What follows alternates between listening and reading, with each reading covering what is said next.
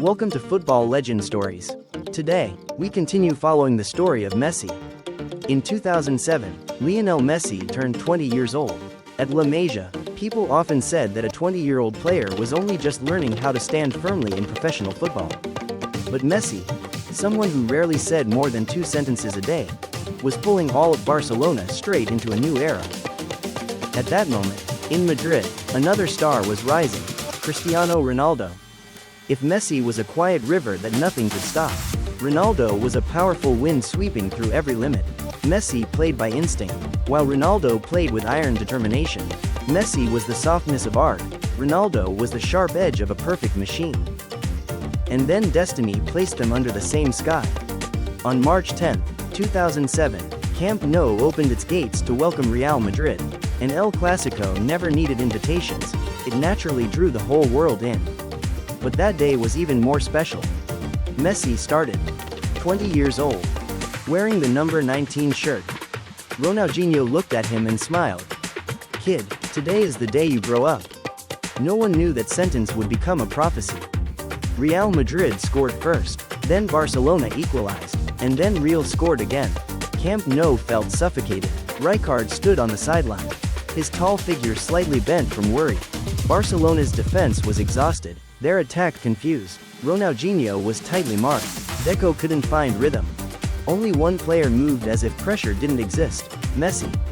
In the 28th minute, Messi received the ball inside the box.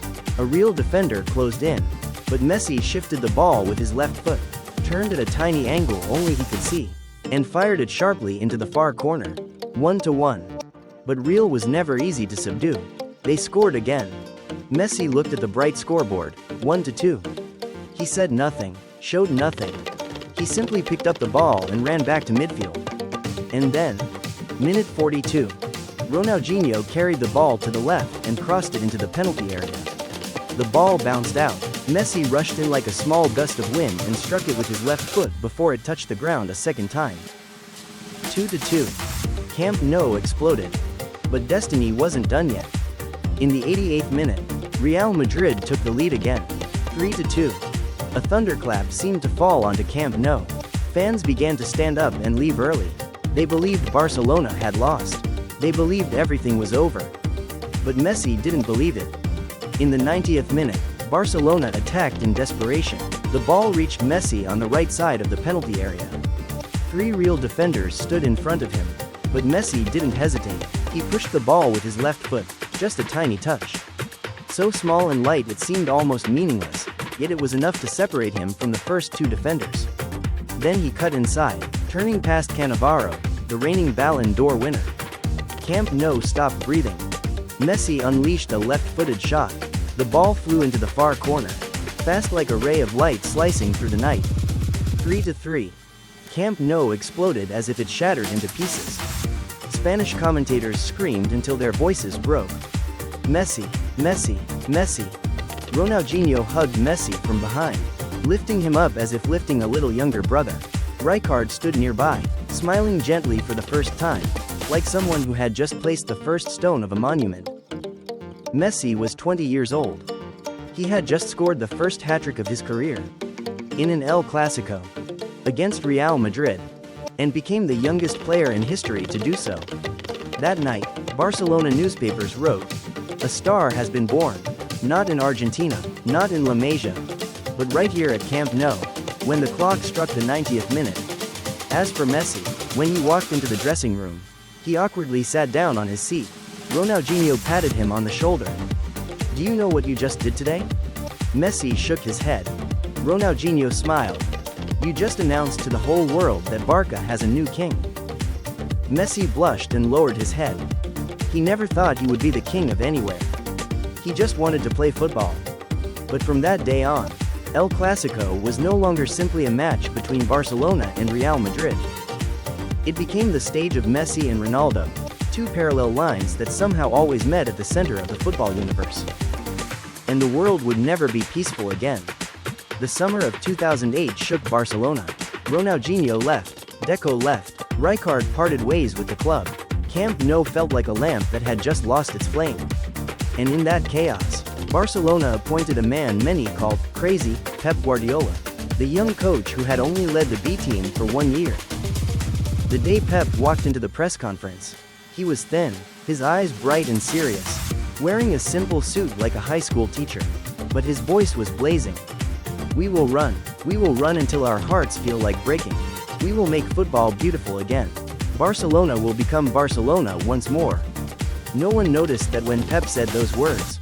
A 21-year-old boy sitting in the last row, messy hair, skinny frame, an oversized number 10 shirt, was watching him intently. His name was Lionel Messi.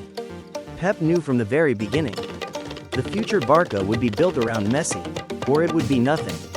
On his first day as head coach, Pep called Messi into a private room. Messi walked in, his heart beating a little fast. Pep pointed at the chair. Sit down, Leo.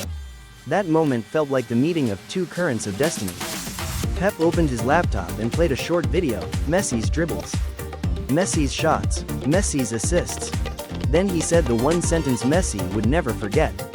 Leo, I know you can become the greatest player in history, but to make that happen, I need you to trust me. Messi looked at Pep, his brown eyes glowing with strange seriousness. I trust you. Pep nodded. Good, from today on, no one touches you, this is your team. But what Pep was about to do was even bigger than that. May 2nd, 2009. Santiago Bernabéu. El Clásico. Pep had prepared something crazy. Messi, who had always played on the right wing, was moved by Pep into the false nine position, a role that almost didn't exist yet. Assistant coach Tito asked, "Is he strong enough to play in the middle?" Pep smiled. He doesn't need to be strong. He just needs to be smart. And Leo is smarter than all of them combined. The teams walked onto the pitch. Ronaldo was still in Manchester, but Real still had Raúl, Sergio Ramos, Higuaín, players capable of intimidating any stadium in the world. The match began. In the 14th minute, Henry scored. In the 18th minute, Real equalized. Pep stood still like a statue. He waited for a signal from Messi. And then it came. Messi dropped deep into midfield, dragging two Real center-backs with him, something ordinary strikers never did. Xavi saw the space open up like the gates of heaven. A through ball, Messi burst forward, one-on-one with the goalkeeper. A left-footed touch, light, delicate, effortless, like a brushstroke. 2-1. Pep turned to his assistant and clenched his fist. It's working, the system is alive. But that was only the beginning. Barcelona pulled Real apart and painted art on the pitch. Henry scored again. Puyol scored. Messi scored another goal. And then Piqué scored, sealing the 6-2 victory right at the Bernabéu. A victory that wasn't just football. It was philosophy, belief, and art. That day, Messi, 22 years old, became the most beautiful destroyer of Madrid in Barcelona's history. Since that 6-2 match, Pep and Messi were like two geniuses speaking a language no one else understood. Pep thought, Messi executed, Messi moved, Pep deciphered. They understood each other through their eyes. Guardiola's Barcelona was like a Swiss watch wrapped in the heart of an Argentine artist. Football was no longer football. It became a symphony of Xavi and Iniesta, an eternal flame of Puyol, a smile from Dani Alves, and a touch of magic from Messi. Messi scored as naturally as drinking water, dribbled as if he were dancing, assisted as if he could see the future. The 2008-2009 season ended with something that had never happened before in Spanish history. Barcelona won the treble, the Champions League, La Liga, and the Copa del Rey. And in the Champions League final in Rome, Messi, who had once cried in the stands when Barcelona won in 2006, leapt up and scored a header against Man United, right in front of Rio Ferdinand, one of the best defenders in the world. After the match, Pep hugged Messi and said just one sentence. "You've touched the sky, Leo." Messi smiled, sweat dripping down his still very young face. "No, I'm just getting started." And Pep knew. The boy was telling the truth. Because Messi, 22 years old, was about to enter the most terrifying phase any footballer has ever reached in human history. In 2010-2011, Pep Guardiola's Barcelona was no longer just a strong team. They were the most perfect piece of music football had ever heard. Pep's 4-3-3 formation was not just a tactic, it was a subtle revolution, in which Xavi controlled the rhythm, Iniesta opened the doors of space, and Messi, now a fully formed false nine, became the sharpest blade in a genius's toolbox. Every opponent was afraid. Every stadium trembled. Every defender asked the same question. How do you stop him?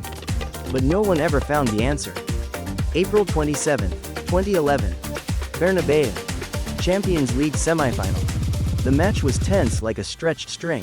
Real Madrid built a wall of bodies.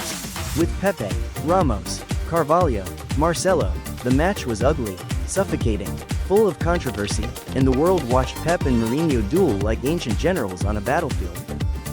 In the 76th minute, Afele crossed the ball, and Messi rushed in to score, 0-1. But what made that night immortal happened in the 87th minute. Messi received the ball from Busquets. He stood in the middle of a forest of white shirts. But somehow, Messi still glided past them one by one. A left-footed push, slipping past Ramos. A touch of the ball, surpassing Pepe. A gentle swivel to avoid Albiol. Acceleration, then more acceleration, as if his feet no longer touched the ground. He shot, with his left foot, with the silence that had raised him since childhood. 2-0. Pep held his head in disbelief. Mourinho stood frozen like a stone statue. The Bernabéu was so silent you could almost hear Messi's scream as he slid on his knees across the grass. That day, the Spanish media called that goal the goal that broke the laws of physics. But it was only the prelude. May 28, 2011. Champions League final, Barcelona versus Manchester United. It wasn't just a match. It was the meeting between the best team in the world and the strongest team in England, led by Sir Alex Ferguson. A legend facing another legend. United had Rooney, Giggs, Park Ji-sung, Ferdinand, Vidic, seasoned warriors. But Barca had something else, art. The match began, and within just 10 minutes, people immediately understood what was about to happen. United couldn't touch the ball. Barcelona passed, and passed again. Xavi and Iniesta danced with time. Messi drifted between the lines like a traveler between two worlds, reality and imagination.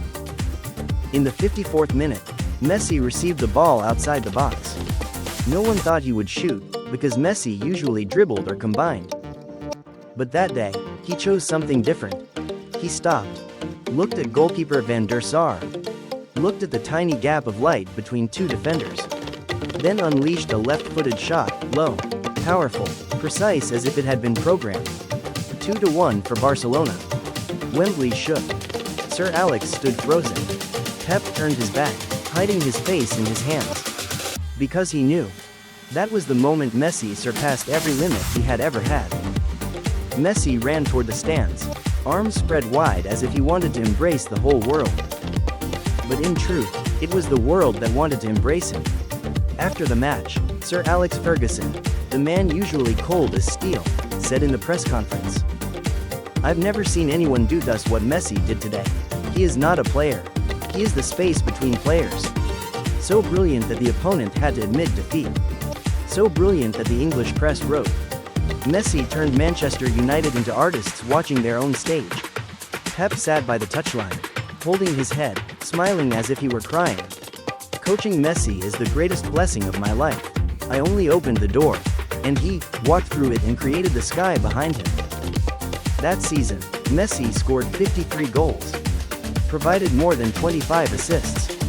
Every touch, every dribble, every movement, every goal, every pocket of space he created, felt as if he had the power to control the flow of the match. The 2011 Barcelona team was called by many experts the greatest football team of all time. Not because they won, but because of how they won, playing football so beautiful it felt non-human. Messi didn't need to shout. Didn't need to raise his hand. Didn't need to command anyone. He moved, and the team rotated around him like planets orbiting the sun. But Messi did not know. That peak would not last forever. His greatest battle, a battle not on the pitch, was slowly approaching. If you want to keep discovering untold stories of the greatest players in history, don't forget to like, subscribe to Football Legend Stories. and turn on notifications so you never miss an episode. The next legend awaits you.